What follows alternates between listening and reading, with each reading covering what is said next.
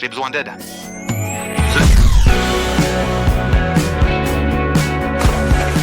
Stop. Si vous torturez votre robot de piscine comme ça, vous faites sûrement tout de travers. C'est tellement de mythes qui circulent. Aujourd'hui, on démonte les 10 plus grandes idées reçues pour que vous puissiez vous détendre.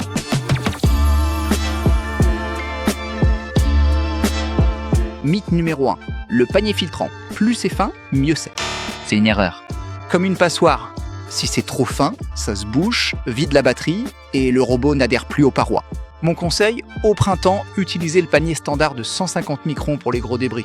Ensuite seulement, passez au filtre ultra fin pour la poussière fine. D'ailleurs, le filtre de 3 microns est vendu séparément dans notre boutique Amazon. Le lien est dans la description. Autre souci avec les piscines au sel, est-ce que le sel abîme l'électronique ? Non. Les robots modernes, comme le Sora 70, sont compatibles avec le sel sous 5 grammes par litre, ce qui est presque toujours le cas. Mon conseil pour la durée de vie, rincez-le à l'eau claire pendant 10 secondes après chaque usage. Ça évite les dépôts de sel et garde l'appareil en parfait état. Et le numéro 3, la piscine ne sert qu'en été. Alors pourquoi faire tourner le robot le reste de l'année ? C'est tout le contraire. Le vrai test d'endurance, c'est en automne et au printemps. Le Sora 70 est un assistant pour toute l'année. Au lieu de la crème solaire, ce sont les feuilles en automne et le pollen tenace au printemps. Quand le robot aspire les grosses particules, il soulage votre système et vous évite des heures de frottage à la réouverture. C'est qui nous amène au mythe 4, que j'entends tout le temps. Faut-il couper la pompe et la filtration quand le robot tourne ? Bref et précis. Non, absolument pas. Les robots de piscine BeatBot sont totalement autonomes. Le Sora 70 filtre l'eau via son propre système et est indépendant de votre équipement, donc rien à éteindre. Mythe 5. Les piscines à liner. Les robots sont-ils trop agressifs pour le liner ? Les vieux modèles, peut-être. Le Sora 70 a été testé sur tout, du béton au vinyle. Le truc, au lieu de poils durs, on utilise des brosses douces qui répartissent la pression et l'aspiration sur une large zone. Absolument rien ne rayera ou n'usera votre liner de piscine. Et le mythe numéro 6, le robot peut-il rester dans l'eau pour toujours ? Réponse courte, s'il vous plaît, non. Même si c'est pratique, l'immersion permanente stresse chimiquement les joints et les plastiques. Ça la réduit sa durée de vie de manière totalement inutile. Sortez simplement le Sora 70 après son cycle et offrez à votre assistant dévoué une pause au grand air. Ah non, pas ce gars-là, vraiment. On parle de moi ? Mythe 7. Les pentes.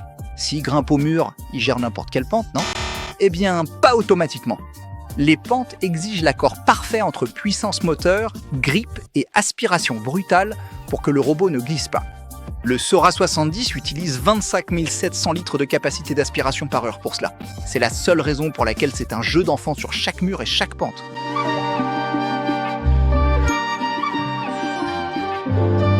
Mythe 8. Les plateformes. Le robot nettoie-t-il à toute profondeur d'eau ? Clairement non. L'appareil n'est pas un véhicule terrestre et nécessite une profondeur minimale d'environ 20 cm. Si c'est moins profond, il s'échoue comme une petite baleine. Mon conseil de pro, gardez toujours le niveau d'eau de votre piscine bien haut. Cela donne souvent à votre plage immergée les quelques centimètres de profondeur en plus dont le Sora 70 a besoin. Mythe 9. Se baigner pendant le nettoyage. Celle-là est pas mal. Un mot très clair. Mieux vaut éviter. Bien que ce soit absolument sûr grâce à la basse tension, votre baignade remue l'eau de manière extrêmement violente. Je sais même pas où aller. Il perturbe complètement la navigation intelligente. Laissez le Sora 70 faire son travail en paix un instant et profitez ensuite de votre piscine parfaitement propre.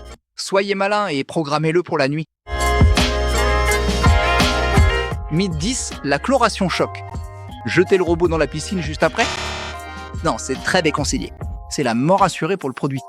Une chloration choc récente signifie des produits chimiques extrêmement agressifs qui rongeront les plastiques et les joints avec le temps. Laissez donc les niveaux de chlore revenir d'abord à la normale, puis laissez le Sora 70 se remettre au travail. Eh bien, c'était les 10 plus grands mythes. À quel mythe avez-vous cru vous-même ? N'oubliez pas de me le dire dans les commentaires. Et si cela vous aide, laissez un j'aime et partagez la vidéo avec vos voisins de piscine. À la prochaine. Ciao.